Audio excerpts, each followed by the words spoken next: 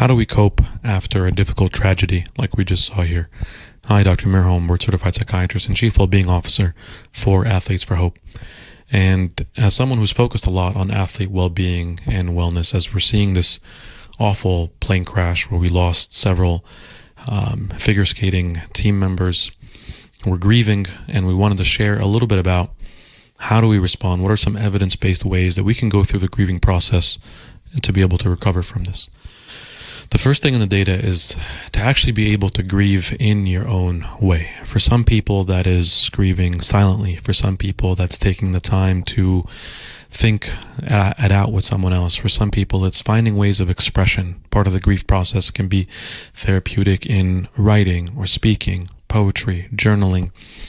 Any method of expression that you feel is good in your own time, in your own way, is a great first step.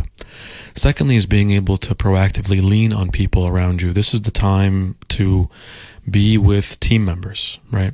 Friends, family, the faith community. This can be life-saving, and we don't want to isolate because grief can be consuming.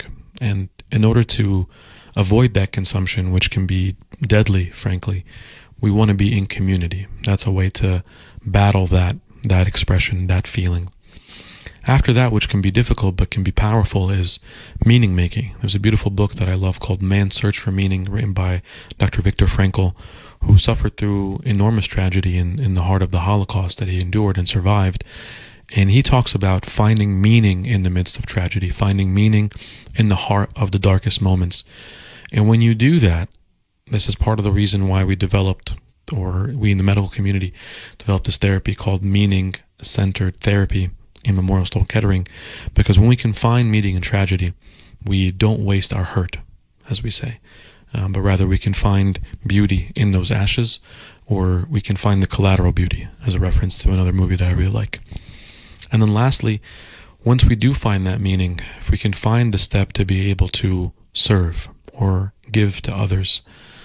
Sometimes we're comforted in our tragedy to be able to comfort other people. And as we go through a difficult experience and we go through our own grief process, as Andrew Garfield once said, that grief is this unexpressed love, right? As we go through this unexpressed love and we find meaning in it and we process it, part of what can help us also process is being able to share that, give that, comfort others to be comforted